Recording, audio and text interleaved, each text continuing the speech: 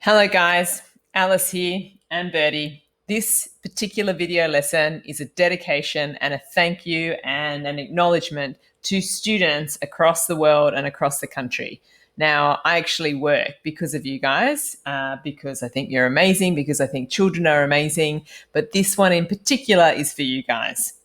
Why? Because what an amazing time to be a child. You are living through a pandemic. I've never lived through a pandemic before. And so I really want to salute you because it's pretty incredible what you have been required to adjust to thanks to this cheeky virus, the COVID-19. So you would have seen people of different ages, of different shapes and sizes and colors wearing masks.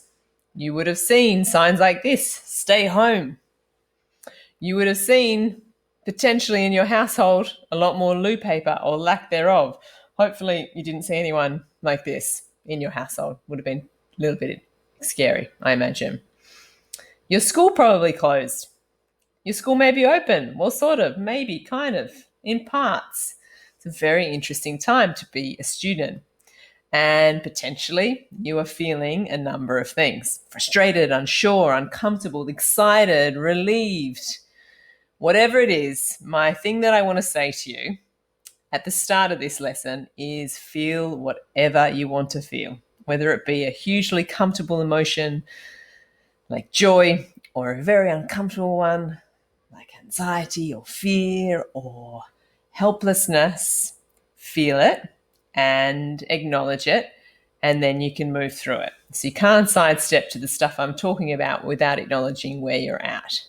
So to navigate these times of transition, we obviously really encourage you guys to know and grow your character strengths. Remember, there's nothing special about having character strengths. We all have them. And at Grow Your Mind, we've been really trying to spotlight incredible people who've also lived through uncertainty, who've had sadness, setbacks, struggles, mistakes, faced huge challenges, and yet they flourish and they continue to be of benefit. And how we've done that is with Play-Doh. So look at this incredible creation. I wish I could claim it was me. It is not. It is Emma Clossy, a Play-Doh artist. So she creates the faces out of Play-Doh and then we tell their story. Now you can find all of these on our YouTube channel, or if your school is a Grow Your Mind school, you'll be getting them automatically with the license.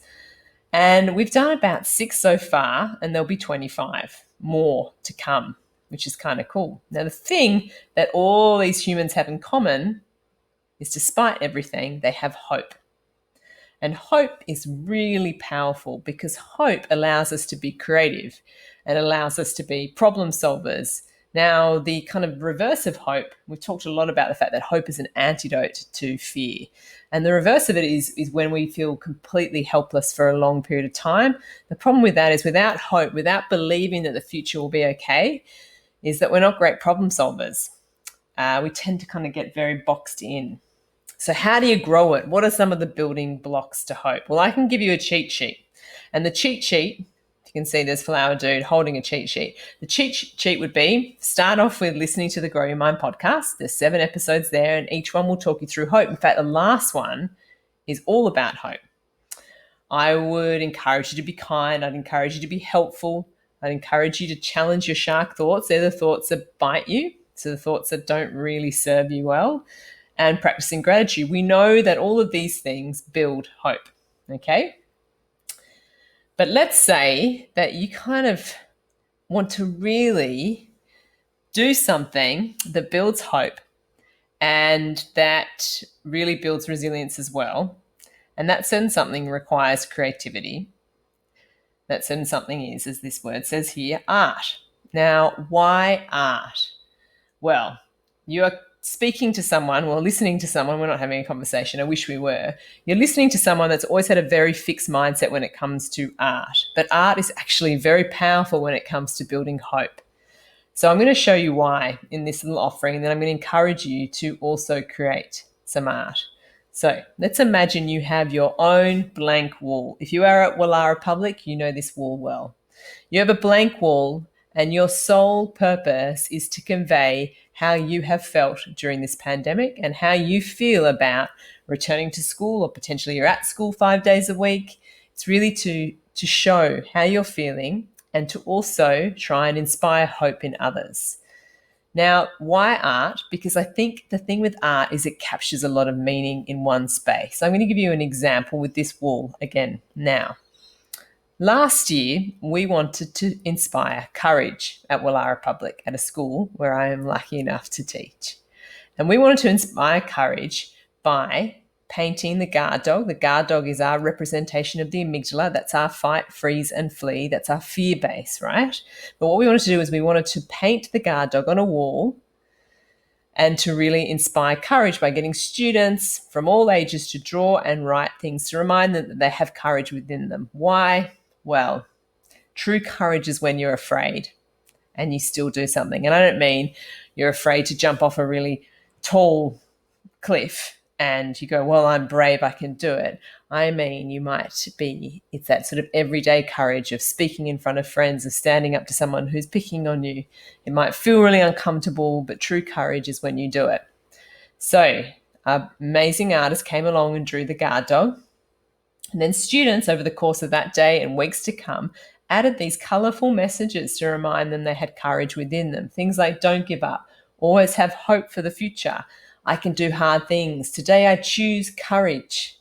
And it really grew throughout the weeks. And the great thing about it is you could glance on it at the wall and go, oh, that's what courage is about. And in fact, the choir even came and sang in front of it. Now, that wall is up for grabs again, just as a little heads up if you happen to be watching this from Wallara Public, and it's going to have a hope focus. Now, for the rest of you out there, and including Wallara Public too, I want to encourage you to try and capture the feelings of what you've been going through and to spread the message of hope to students around the world. So how can you represent change and the experience of this pandemic and the power of hope? How can you represent this feeling of, there's that saying of there's light at the end of the tunnel. You go through the darkness and the light is appearing. Now, you might do it with a sketch. You might do it with a quote. You might even do it a recording of a song. This is an incredible teacher, and this is her depiction of hope with the planet. It's pretty amazing. This is actually an artist. You don't have to use pen and paper. You might go, I'm going to use everything that's in the natural environment. This is Andy Goldsworthy. There is a Year 5 teacher called Kate Brandon. I'll upload her specific lesson on creating art from nature to our YouTube channel as well. And this artist only uses natural things. In fact, this ice sculpture here, it might make you go, ugh, but it's kind of cool. He used only the ice and a bit of his saliva to create that. And he always photographs it because obviously it's in the natural environment. So you need to make sure that you can capture it. So if you do something in the natural environment, please make sure that you actually photograph it before sending it on. So here's some students that have been doing that recently. There's the word hope. There's this beautiful artwork here as well for their depiction of what hope is. You might choose to take a photograph of something for you that has represented the pandemic or remaining hopeful throughout it.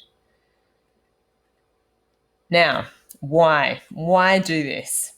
Well, there's the saying, a picture paints 1,000 words. What does that mean? It means that one picture can convey very complex messages.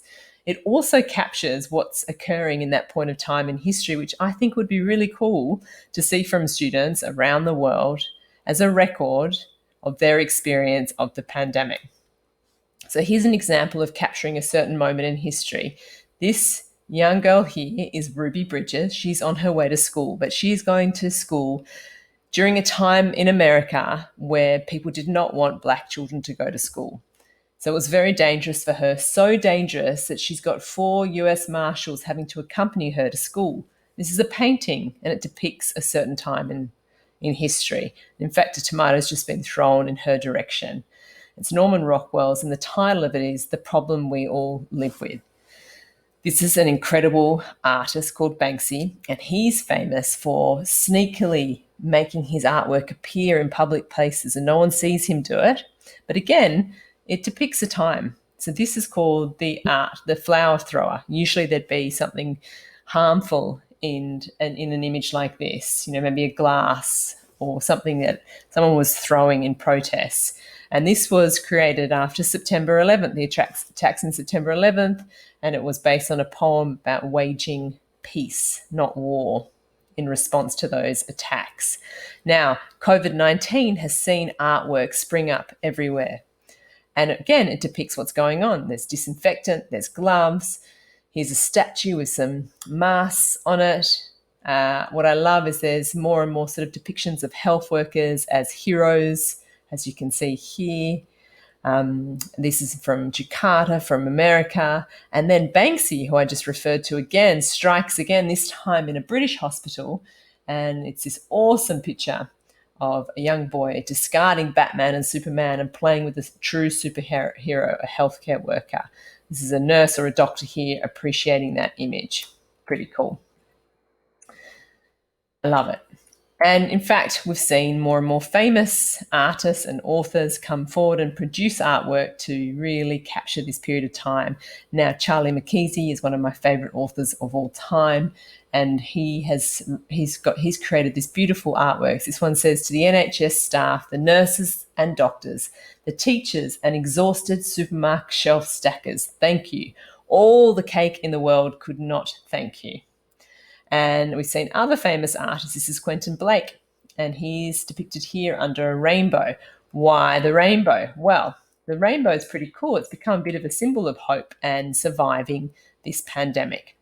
And you've seen it you may not have seen it, but it's been up in school windows and in front of houses, the colours of the rainbow. I love this one. It says now, and it's got people apart and soon. Everyone's back together again. Art really inspires us and it captures a moment in time. And so you might have seen this as you walk around the streets, rainbows and teddy bears in houses, on streets. And now I want to put it to you. What can you do? How can you capture your experience and spreading hope? And really, the world's your oyster. So when I say that, you can do it in whatever way is right for you, whatever medium is right for you. We just want to see it. You can email it to me, alice@growyourmind.life. You can display it in your classroom if you're watching this a long time after the pandemic and you've decided to capture that moment in time. But do it. Be a historian. Capture this moment. This is a Year 5 student. This is her depiction of hope, which is absolutely beautiful. Whew, nearly got whacked in the head by Bertie. And she's got character strength and she's got certain words that represent hope and persistence and getting through this period of time. What's going to be on your blank wall? Do you know what I would put on my blank wall? I would definitely put the incredible lotus flower. You may have heard me talk about it before, but this is a beautiful flower that only grows from the mud. So for me, the mud represents whatever the tricky thing is that you're going through at that time, whatever challenge you're facing at that time. And what I love about it is it's only from that, and maybe even in spite of that, that you rise and you can flourish as well. So no mud, no lotus would be in there for me. I would also have my dogs. This is my neighbour's dog, but I've claimed him as mine because they, for me, represent hope as well. So here's my invitation, amazing people, whoever you are out there watching this, congratulations on navigating a pandemic and still continuing to navigate a pandemic. Try and capture with whatever medium you like, something that represents transitions, change, and hope. Good luck.